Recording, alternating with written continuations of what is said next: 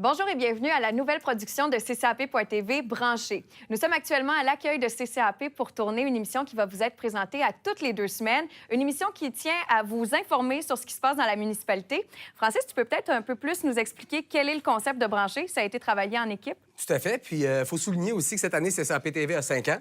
Et on a pris un peu de temps pour regarder ce qui avait été accompli jusqu'à présent. On pense avoir fait du bon travail, notamment avec toutes nos présences sur le territoire. Mélissa, toi et ton équipe avaient couvert énormément d'activités. On a mis en valeur les artistes du territoire. On est allé visiter les endroits touristiques. On a fait beaucoup de sorties. Puis là, on se demandait comment est-ce qu'on peut en faire plus. Évidemment, CCAP.tv appartient à CCAP, une coopérative qui est très impliquée dans son milieu. Et on s'est aperçu que des initiatives citoyennes, des événements organisés par les entreprises, des organismes ou encore les municipalités communiquent énormément avec les gens du territoire par différents moyens, que ce soit les sites Internet, les courriels ou encore les réseaux sociaux, et que ça devenait difficile, en fait, pour les gens vraiment d'avoir accès à toute cette information-là. Alors, on s'est dit que ce serait intéressant de vous rendre service en répertoriant ces différentes informations et en vous les livrant sous forme de condensé dans l'émission qu'on vous propose aujourd'hui, donc Branché. Comme tu l'as dit tout à l'heure, notre objectif est vraiment de devenir un relais pour tous ceux qui auraient des informations, dans le fond, à faire circuler parmi les gens du territoire. À chaque fois que notre émission va être diffusée, on va vous présenter l'actualité branchée, ce qui veut dire qu'on va parler de production, d'actualité télévisuelle. Tu vas pouvoir parler de certaines émissions qui sont nouvelles ou sur l'évolution de celles-ci. On va aussi parler des productions de CCAP.tv, vous expliquer où on s'en va sur le territoire, entre autres avec Vue d'ici. Ensuite, un petit coup d'œil sur l'actualité municipale pour connaître les différentes nouvelles du côté des différentes villes de la MRC de la Jacques-Cartier. Et finalement, évidemment, je vais parler de culturel et d'événements sur le territoire. Enfin, on va vous les annoncer en amont. On va continuer de vous présenter les images, mais on va également vous inviter à y participer.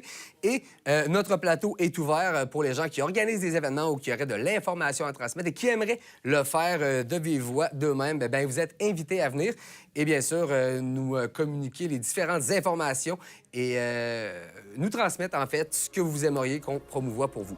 Est-ce que tu es prêt? Tout à fait. Bienvenue à Brancher.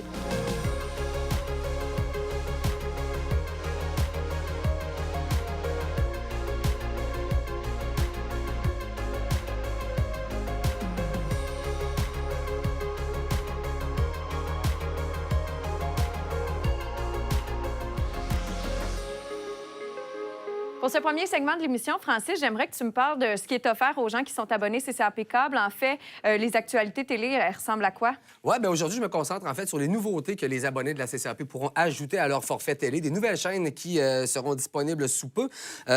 Entre autres, Charge, qui est une nouvelle chaîne en fait pour les enfants, une chaîne qui diffuse du contenu en anglais. Sera disponible au 74 et au 674. Et pour vous permettre d'essayer la chaîne, elle sera en débrouillage pour une période de 3 mois à partir du 1er octobre. Également disponible, dans le fond, dans la version Go sur CCAP Go. Et avec l'anglais qu'on retrouve de plus en plus, c'est facile pour les parents d'intégrer cette langue-là avec CCAP. Tout à fait. Une autre chaîne également pour les amateurs de courses de véhicules et de VTT, MAV TV, qui est une chaîne qui sera disponible également à partir du 1er octobre en débrouillage pour une période de 3 mois, entièrement dédiée à la course automobile et au VTT. Sensation forte un peu. Tout à fait. Puis là, les deux chaînes, la chaîne que je vous présente maintenant, elle est spécifique aux gens du territoire parce qu'on a MTQ2 qui vient en ajout à MTQ1, donc au 911, et c'est une chaîne sur laquelle on diffuse des images en temps réel, des images captées par les caméras du ministère. Donc, les gens peuvent avoir un bon aperçu de ce qui se passe sur les principales artères afin de planifier vos déplacements. Et 3 nouvelles chaînes aussi de mosaïque qui seront disponibles, donc 3 chaînes avec des thématiques différentes. Au 912, on aura une mosaïque destinée aux enfants, 913 à de l'information en continu et 914 pour les amateurs de sport. Super. Et puisqu'on parle aux amateurs de sport et les amateurs de football particulièrement, vous devez prendre des notes maintenant parce que la nouvelle chaîne DAZN qui sera bientôt disponible dans votre forfait, qui est une nouvelle chaîne en fait regroupant NFL Game Pass qui comprend l'ensemble des matchs du dimanche anciennement présentés par NFL Sunday Tickets et NFL Red Zone. Donc, DAZN devient l'unique plateforme à diffuser en direct au Canada l'ensemble du calendrier de la NFL. Donc, une chaîne qui sera disponible très bientôt pour votre abonnement. Et je termine en disant que G4 Tech TV a cessé ses activités depuis le 1er septembre dernier. Donc, si vous l'aviez, c'est le temps de remplacer la chaîne. Et que jusqu'au 2 octobre prochain, certaines chaînes sont en débrouillage. Vous pouvez les tester encore pour une courte semaine. Donc, Food Network, HGTV et Série Plus sont tous débrouillés. Tu dois aussi nous parler d'un nouveau combo? Oui, bien là, avec toutes ces nouvelles chaînes qui s'en viennent, ce sera peut-être éventuellement le temps de revoir votre combo. Un nouveau combo vous est présenté, un combo familial qui est disponible dès maintenant. Celui-ci inclut Addict TV, Casa, LCN, Moi et compagnie, Prise 2 et Youpa. Puis je pense que tu aimes beaucoup Moi et compagnie. Oui, j'aime beaucoup les émissions qui sont présentées, autant pour les hommes que pour les femmes. Puis on parle beaucoup d'enjeux, là, en tout cas. Ça vaut la peine d'avoir cette chaîne-là. Et dernière petite chose, si vous avez déconnecté de votre téléviseur pendant l'été puis que vous y remettez, il se peut que vous soyez un peu déstabilisé car plusieurs chaînes ont été déplacées dans la programmation. Ceci dit, je vous invite à visiter la page de CCAP Câble pour avoir vraiment là, toute l'information, la mise à jour et retrouver les chaînes que vous appréciez tant.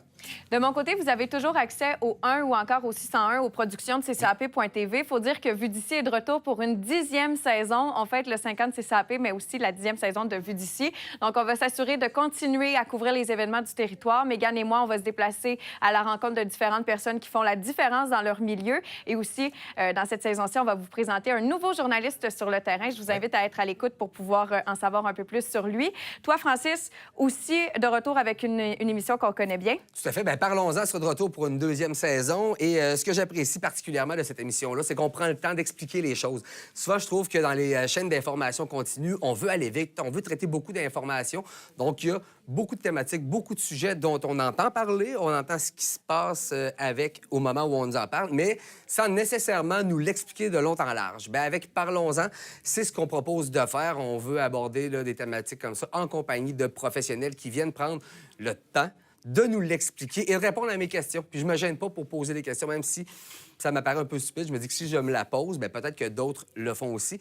Donc, une nouvelle saison qui est de retour en ondes dès cette semaine avec un spécial sur la politique. Aussi, bien, vu la popularité de cette série-là, Entraîner va être de retour. On va continuer à proposer des exercices qui sont simples et efficaces pour les personnes qui ont envie de bouger à la maison. On a fait une nouvelle saison avec de nouvelles personnes. Il va y avoir des mouvements adaptés, évidemment, à votre condition. Donc, je vous invite à mettre un peu d'action dans votre vie avec cette émission qui est bien appréciée. Aussi, le service de CCAP.tv Babillard est de retour. On vous permet de faire des annonces gratuitement. Donc, vous pouvez nous envoyer via notre site Internet vos demandes. Toutes les informations s'y trouvent. CCAP.tv, c'est le site à marquer. Et finalement, on est à la recherche de 10 duos parents-enfants qui vont nous présenter leurs recettes, soit familiales ou encore revisitées. J'aime beaucoup le concept parce qu'on va vous inviter à venir cuisiner devant les caméras pour présenter éventuellement ça sur notre chaîne. Et puis, en fait, on vous demande de faire une petite vidéo pour voir un peu à quoi vous ressemblez, vous présentant votre duo, la recette que vous avez l'intention de préparer. On vous suggère d'avoir une préparation entre 10 et 15 minutes. C'est une bonne stratégie pour être choisie. Et vous pouvez l'envoyer via notre page Facebook ou encore notre site Internet dans la section concours. La vidéo doit durer 1 minute 30 environ. Facile à faire. Alors, bonne chance à tous ceux qui vont participer. Côté techno, de quoi on parle cette semaine? On va parler de la C-Seed 262, qui est un téléviseur, en fait, qui était annoncé dans la revue Prestige récemment, qui se trouve à être la plus récente technologie en matière de téléviseur domestique. Je vais mettre des guillemets autour, parce qu'on parle ici d'un téléviseur qui fait 6,65 mètres de diamètre, d'une hauteur de 2,57 mètres. Il faut presque avoir une salle de cinéma à la maison. Bien, en fait, cette télévision-là compétitionne les salles de cinéma les plus récentes auxquelles on a accès actuellement sur le marché et elle est accessible aux gens. On invite la population à aménager une pièce qui va accueillir le téléviseur et pour ce faire, un budget d'à peu près 38 000 est estimé. Et le téléviseur, pour se le procurer, on parle de 539 000 Presque abordable. Et voilà. Donc, si vous avez de gros cadeaux à faire pour les fêtes, la C-Seed 262. Merci, Francis. Plaisir. On a fait le tour des différentes nouvelles dans les municipalités du territoire pour vous présenter les choses importantes. On va débuter avec un changement d'horaire du côté de Lac-Beauport. Tout à fait. La municipalité qui a modifié son horaire, en fait, depuis le début septembre. Elle opère dorénavant 30 minutes plus tôt tous les jours de la semaine. Elle a par contre modifié son horaire du vendredi qui est de 8 à 13 maintenant. Du côté des taxes municipales, les versements, ça se déroule quand? Bien là, on est rendu à la date du 1er octobre. C'est le 3e versement pour les lacs Beauportois. Il faut payer ses taxes municipales. Vous pourrez donc profiter de cette nouvelle horaire pour aller payer vos taxes 30 minutes plus tôt à la mairie par chèque, paiement direct ou argent. Si vous n'êtes pas du genre à vouloir vous déplacer, bien, vous pouvez le faire, dans le fond, en ligne, peu importe votre institution bancaire. Et pour les membres de Desjardins, bien, vous pouvez vous pointer directement à votre caisse et vous pourrez payer au comptoir, au guichet ou par accéder. Sans oublier, en fait, que les taxes municipales ne se payent pas par carte de crédit. Il faut aussi dire qu'il y a la possibilité de s'impliquer à Lac-Beauport. On a une belle offre pour les gens qui ont le temps de le faire. Tout à fait. La municipalité souhaite se créer une banque de bénévoles qui seraient appelés à participer au comité consultatif d'urbanisme. Le travail consiste, en fait, à faire des recommandations aux élus municipaux sur les différents dossiers qui sont présentés. Une super façon de s'impliquer et d'être actif dans sa municipalité. Et sachez qu'au moment où on se parle, un poste est vacant. Donc, pour ceux et celles qui sont intéressés, vous devez envoyer votre candidature avec une lettre d'intérêt à l'attention de M. Richard Fortin, directeur du service des permis et inspections, par la poste directement à la municipalité ou par courriel à rfortin@lacbeauport.net. Ça fait déjà quelque temps que les travaux du côté du chemin du Brûlé sont débutés. Quelles sont les nouvelles? Bien, écoute, on nous en parle depuis un certain temps, puis en date du 11 septembre, la date de début de travaux avait encore été repoussée au 18 septembre. Au moment où la date des travaux va être connue par l'entrepreneur, en fait, qui va les effectuer. Soyez certains, résidents de Lac-Beauport, que vous allez recevoir l'information parce qu'évidemment, ça représente probablement des entraves routières. Alors, vous aurez à composer en conséquence. Il faut dire que la Maison des jeunes aussi est bien active. Oui, la Maison des jeunes de Lac-Beauport qui lance une nouvelle programmation dès cette année. La MDJ qui est ouverte, dans le fond, du mardi au vendredi. Et ce qu'elle offre de différent cette année, c'est qu'elle vous offre 4 soirées thématiques. Donc, les mardis, souper communautaire. Les jeunes sont attendus à partir de 17h30. Ils vont aller faire les commissions, faire les courses ensemble. Ils vont se consulter, ils vont revenir faire à manger et ils vont manger. L'objectif, évidemment, est d'initier les jeunes, dans le fond, aux bases culinaires, mais aussi favoriser l'esprit d'équipe, l'esprit de groupe, puis passer un bon moment ensemble autour d'une bouffe. Les mercredis, soirée sport au gymnase de l'école à côté. Jeudi, soirée jeux libres. Et vendredi, ma préférée, soirée sortie. Et la première qui aurait été faite cette année, les jeunes sont allés au défi laser. C'est le fun. En fait, sortie, je trouve que la recommandation est super intéressante. Et je termine parce que cette année, une autre nouveauté à la MDJ, le cabanon de Lac-Beauport, les jeunes de 11 à 12 ans sont acceptés. On sait que dans les MDJ, c'est 12-17, mais à partir de cette année, les jeunes sont acceptés en début de soirée. On change maintenant de ville, de municipalité. À Stoneham et Tewksbury, l'avis d'élection est finalement lancé. Oui, bien, l'avis d'élection a été donné aux électeurs de Stoneham et Tewksbury pour vous informer, en fait, que plusieurs postes sont disponibles, donc celui de maire et de conseiller pour les districts 1, 2, 3, 4, 5, 6. Donc, tous ces postes sont ouverts aux candidatures. Pour les personnes intéressées, vous devez évidemment soumettre une déclaration de candidature et vous pourrez le faire, dans le fond, le 26 septembre de 9h à 11h30 ou le 28 septembre de 15h à 19h et finalement, la date butoir, le 6 octobre de 9h à 16h30. À noter que pour la journée du 6 octobre, le bureau sera ouvert de 9h à 16h30, mais de façon continue. Donc, à tout moment de la journée, vous allez pouvoir venir déposer votre candidature. Évidemment, si plus d'un candidat se propose pour un même poste, il y aura scrutin le 5 novembre prochain et un vote par anticipation le 29 octobre. Si jamais vous avez des questions auxquelles nous n'aurons pas répondu via Parlons-en, bien, vous pouvez toujours communiquer avec la présidente d'élection, Lisa Kennedy, au 848-2381.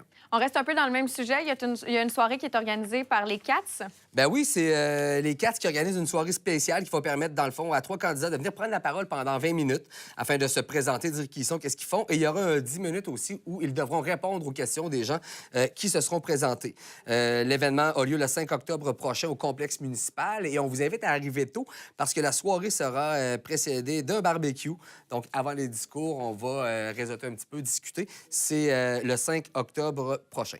Toi qui es un adepte de snow, tu es le meilleur pour nous parler du fait que c'est le temps de planifier la saison de ski. Oui, bien, à chaque année, j'ai des amis qui s'aperçoivent à quel point j'ai profité d'un abonnement de saison à un prix avantageux puis qui l'ont peut-être manqué. Je vous le rappelle, pour ceux et celles qui ont à cœur d'avoir une belle saison de ski, la prévente d'abonnement de saison est actuellement en cours pour la station touristique Stoneham. Le relais, ça s'en vient, mais pour le moment, Et jusqu'au 9 octobre prochain, au soyezvite.com, vous pouvez profiter de tarifs vraiment avantageux à la station touristique Sauna. C'est toujours agréable de savoir que l'endroit où on vit investit de l'argent. C'est le cas du côté de Sainte-Brigitte-de-Laval. À quoi consiste ce gros investissement? Bien, c'est une super annonce, un investissement de 550 000 qui aura pour objectif, en fait, de restaurer et de prolonger la piste cyclable. Et ce qui est particulièrement intéressant dans cette annonce, c'est que plus de la moitié du 550 000 sera octroyé à la municipalité sous forme de subvention du gouvernement. Donc, un investissement que les citoyens pourront profiter à 100 mais qu'ils n'auront payé qu'à moitié, ce qui est toujours une bonne nouvelle. Donc, la piste qui se déploie déjà sur 5,1 km sera mise à niveau afin de la rendre plus sécuritaire, mais aussi plus longue. On va y rajouter un tronçon là, de 1,2 km supplémentaire. Et les travaux, dans le fond, débuteront au printemps prochain pour se terminer en décembre de la même année. Du côté de la séance du Conseil, qu'est-ce qui se déroule? Bien, la prochaine séance du Conseil municipal du côté de Sainte-Brigitte-de-Laval aura lieu le 2 octobre prochain à 19 h au bâtiment de service. Ce que je trouve intéressant de mentionner, c'est que je vous invite à y participer, impliquez-vous, ça vaut la peine, mais que la municipalité de Sainte-Brigitte-de-Laval diffuse maintenant toutes les séances du conseil municipal sur son site Internet par la web diffusion. Donc, pour ceux et celles qui ne peuvent y aller, mais qui désirent s'informer de ce qui va se passer dans leur municipalité, vous y allez sur le site Internet, dans le fond de la municipalité, vous aurez le lien direct pour y assister en ligne. Qui dit investissement parle aussi de taxes? Ben oui, je vous disais tout à l'heure que l'investissement de 550 000 qu'on vous annonçait tout à l'heure était sous forme de subvention. Ben, il y a une deuxième portion qu'il faut payer, puis ça, ben, c'est vous qui allez le faire via votre compte de taxes. Et vous serez heureux d'apprendre que c'est votre quatrième et dernier versement pour cette année que vous devrez faire au plus tard le 2 octobre prochain. Comme tout à l'heure, vous devez vous payer en vous rendant à la municipalité, le faire en ligne ou en succursale pour les membres de Desjardins et pour toute autre institution bancaire en ligne uniquement à partir du numéro de référence que vous avez sur votre petit coupon. Ça a été un mois de septembre particulièrement bruyant pour les gens qui vivent à Lac-de-L'Âge. On a des nouvelles sur les bruits qu'on entend? Bien, il y a eu beaucoup de pratiques de tirs majeurs et détonations provenant de la base militaire de Valcartier, puis ça a été ça pendant tout le mois de septembre. Et on espère, en fait, que ça tire à sa fin. On a reçu un communiqué comme quoi, du 29 septembre au 1er octobre, c'est le 62e régiment d'artillerie qui va participer à une campagne de tir de 105 mm et de 81. Et si jamais la température n'était pas de notre côté et qu'on avait un environnement gris et nuageux, les détonations seraient encore plus bruyantes. Mais on espère pour les gens du Lac-de-L'Âge et des municipalités autour que ce sera la dernière fin de semaine. Donc, les tirs, malheureusement, vont débuter vers 7 h le matin pour se terminer autour de 23 h. Il faut quand même souligner que c'est un exercice essentiel pour le développement des gens là-bas. Il faut aussi parler de cette histoire touchante qui se déroule du côté de Notre-Dame-des-Laurentides. Tout à fait, c'est l'histoire d'Éric Blanchette, en fait, un gars de 29 ans, père de famille, 2 jeunes enfants. Tout allait bien jusqu'à ce qu'en août dernier, il reçoive un diagnostic, une nouvelle assez triste. Il est atteint d'un cancer très agressif qui, selon des experts à Montréal, est impossible à traiter ici. On a donné à Éric 15 mois à vivre. Alors, Éric et sa famille ont pris la décision de faire appel à la médecine cubaine qui, semble-t-il, est beaucoup plus avancée et qui pourrait potentiellement lui sauver la vie. Une décision comme celle-là représente des frais importants. Alors, Éric fait appel à la population, aux gens qu'il connaît, à son réseau, pour amasser des fonds via une campagne de sociofinancement sur GoFundMe. Vous allez sur le site La Dernière Chance d'Éric Blanchette. On vous invite à supporter Éric en grand nombre. Lui et sa famille ont besoin de votre support. On cherche à aller chercher minimalement 20 000 $. Il y a aussi un événement dont on va parler dans les prochaines semaines. Ça se déroule le 14 octobre pour amasser des fonds pour Éric et sa famille. Tout à fait. Donc, sur GoFundMe, Éric Blanchette a besoin de votre support.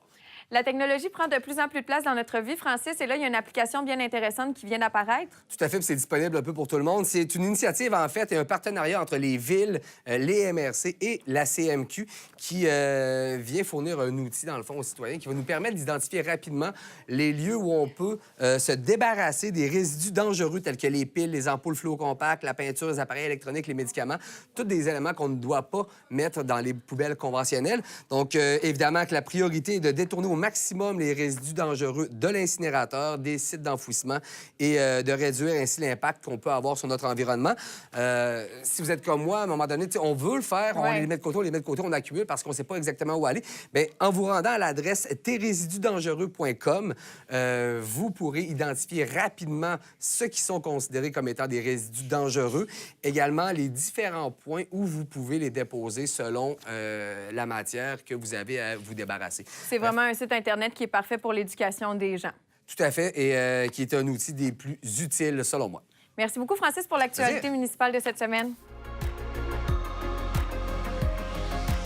Le prochain segment vous est présenté par la MRC de la Jacques-Cartier et, Mélissa, un segment avec lequel tu devrais être très à l'aise. On parle de la couverture des événements qui s'en viennent sur le territoire. Exactement. Quoi faire dans la MRC? Et la première chose dont je parle me rend encore plus à l'aise, c'est les réseaux sociaux. Tourisme Jacques-Cartier est maintenant sur Instagram avec leur offre qu'ils tentent de peaufiner sur le web, un site Internet vraiment formidable, leur présence sur Facebook. Bien, d'intégrer Instagram à leur offre, ça rend tout ça plus accessible aux jeunes adultes. On va pouvoir partager nos photos à nous de la MRC en taguant leur compte Instagram qui s'appelle Tourisme JC. En fait, vous pouvez identifier vos photos, aussi utiliser le hashtag ou connu aussi sous le nom de mot-clip Tourisme JC ou encore Tourisme Jacques-Cartier et vous pourriez revoir vos magnifiques photos sur leur compte personnel. Si ça vous tente aussi de découvrir un peu le territoire, des endroits que vous n'avez peut-être pas vus, bien, je vous invite à aller suivre leur compte Instagram Tourisme JC. Il y a aussi une nouveauté sur le territoire. Aux 4 coins de la MRC, on a installé des bornes sonores et aussi des panneaux d'interprétation pour vous faire voir le paysage de la Jacques-Cartier et vous permettre, en fait, de faire un genre de parcours à travers les différentes municipalités ici. Vous allez pouvoir suivre les indications, aussi en savoir un peu plus sur le coin de pays que vous visitez. Vous pouvez les trouver à Sainte-Catherine-de-la-Jacques-Cartier, Fossambeau-sur-le-Lac, Shannon, Saint-Gabriel-de-Valcartier, Stoneham et Tewksbury, Lac-de-L'Age et Sainte-Brigitte-de-Laval. Plus de détails sont disponibles au www.jacques-cartier.com et vous allez pouvoir savoir exactement où elle se trouve. Je pense que c'est vraiment une belle avancée pour la MRC parce que ça permet aux gens d'interagir, encore une fois, avec les différents endroits. Peut-être de prendre conscience aussi de l'environnement dans lequel on se trouve. Là, tu veux nous parler d'une consultation publique qu'il y a eu sur la mobilité durable. Oui, ça a eu lieu il n'y a pas très longtemps. La MRC de la Jacques-Cartier a profité, en fait, de la consultation publique sur la mobilité durable et le réseau structurant de transport en commun de la Ville de Québec pour parler de solutions pour optimiser le réseau de transport et aussi la fluidité sur le réseau. Je pense que c'est important, ça concerne tout le monde.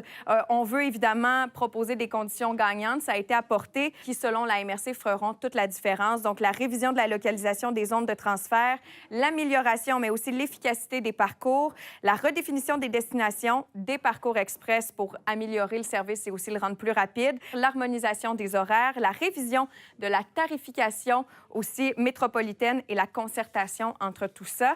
Et pour avoir un impact réel sur la fluidité, bien, on pense du côté de la MRC qu'on doit s'assurer que ce soit facile pour les utilisateurs puis que ça fait vraiment toute la différence. En fait, si ça devient trop compliqué de prendre l'autobus dans notre région, bien, on ne la prendra pas et on va encore opter pour la voiture, ce qui crée évidemment des congestions. Alors, si vous avez envie de consulter en fait les différents détails, vous pouvez vous rendre au mrc.lajacquescartier.qc.ca. Le mémoire a été déposé là-dessus. Mélissa, tu nous parles maintenant des Journées de la culture? Oui, évidemment. Du côté de Lac-Beauport, c'est le 30 septembre, entre autres, qu'on va célébrer les Journées de la culture au Club nautique. Il y a vraiment une foule d'activités qui sont offertes gratuitement durant toute la journée à compter de 10 h et jusqu'à 17 h. Vous allez pouvoir participer à de l'animation, à un photo-booth, mais aussi, on va vous présenter la nouvelle phase de corridor. On sait que la scène juste à Lac-Beauport, ça fait beaucoup d'interactions durant tout l'été. Eh bien là, on continue de faire promouvoir ce beau mouvement. L'événement a lieu beau temps, mauvais temps. On va avoir des installations pour contrer le mauvais temps si jamais ça a lieu. Et aussi, en même temps, du côté de la Bibliothèque municipale de Lac-Beauport, va se tenir aussi des activités. La veille aussi. Plus de détails sont disponibles sur le site de la municipalité et l'équipe de vue d'ici va être sur place. Et pour les gens qui vont se présenter, il y a plusieurs ateliers aussi qui sont disponibles pour les plus jeunes. On se dirige maintenant du côté de Stoneham et Tewksbury. La municipalité des Cantons-Unis de Stoneham et Tewksbury est très heureuse d'accueillir la Société d'histoire de Stoneham. On va présenter en fait une exposition de photos souvenirs d'autrefois. Ça va se passer du côté de la bibliothèque Jean-Luc Grondin, bien évidemment, à compter du 1er octobre et jusqu'au 19 novembre. Donc, c'est un beau mois pour profiter de cette belle exposition. Et le lancement officiel pour voir l'artiste va se faire le 1er octobre à 13 h durant l'après-midi. Excellent. Le 14 octobre, du côté de Stoneham, c'est la première édition de la course Trail du Grand-Duc. En fait, les fonds amassés vont aller aussi en support à la Fondation Jeunesse Stoneham. Une première édition qui se veut grandiose. On propose des parcours entre 5 et 42 km pour les amateurs de course. Ouvert à tous. Évidemment, ça se passe en forêt. Et si vous voulez, vous pouvez aussi découvrir un peu plus les sentiers de Stoneham, mais aussi de Lac-de-L'Age pour la course. traildugranduc.com pour toutes les informations et aussi pour l'inscription si vous avez envie de tenter votre chance.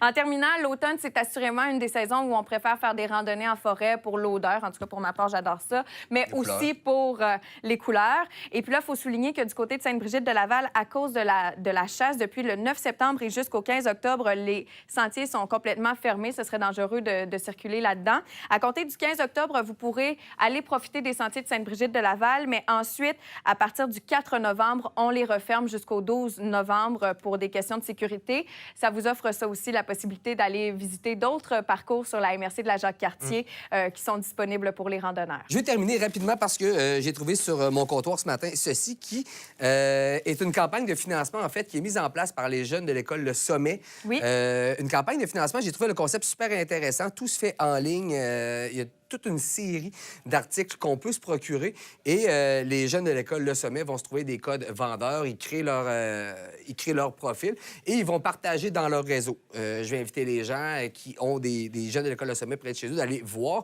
parce qu'il y a un inventaire de produits qu'on peut se procurer. On va avoir du thé, chocolat et des articles pour la cuisine, des livres et autres. Bref, il y a beaucoup de trucs. Puis là où ça devient particulièrement intéressant, c'est qu'il n'y a pas un projet en particulier qui est financé par cette campagne de financement. Les profits générés par les jeunes, 40 de leurs ventes leur reviennent et ça va être dans un compte qui leur appartient à l'école et pour payer leurs activités et leur vie en milieu scolaire. C'est vraiment ça ne peut pas servir pour payer les frais de scolarité. C'est vraiment, ça s'adresse aux jeunes et les implications qu'ils voudraient avoir à travers l'école. Bref, je trouve que le fruit du travail amassé est super intéressant pour eux. Donc, supporter les jeunes de l'école Le Sommet, cette campagne de financement-là est disponible. Si vous voulez un aperçu rapide, trouvez-moi sur Facebook. J'ai partagé celui de mon gars. Ah! Hein? On invite à acheter pour Félix, hein, c'est ça? Et si vous achetez, on va aller livrer ça chez vous en décembre. Merci beaucoup, Francis. Comment tu as trouvé notre première émission de Brancher? Ben moi, j'ai beaucoup apprécié. J'espère que les gens vont avoir aimé également et on vous invite vraiment à nous transmettre les informations concernant vos différentes implications. Ça va être un plaisir pour nous ensuite de les relayer. Vous pouvez aussi partager notre émission sur votre compte Facebook via la page ccap.tv. Aussi, regardez toutes les émissions de la chaîne sur la plateforme CCAP Go. Et on vous dit à très bientôt pour une autre émission de Brancher. Oui, à bientôt.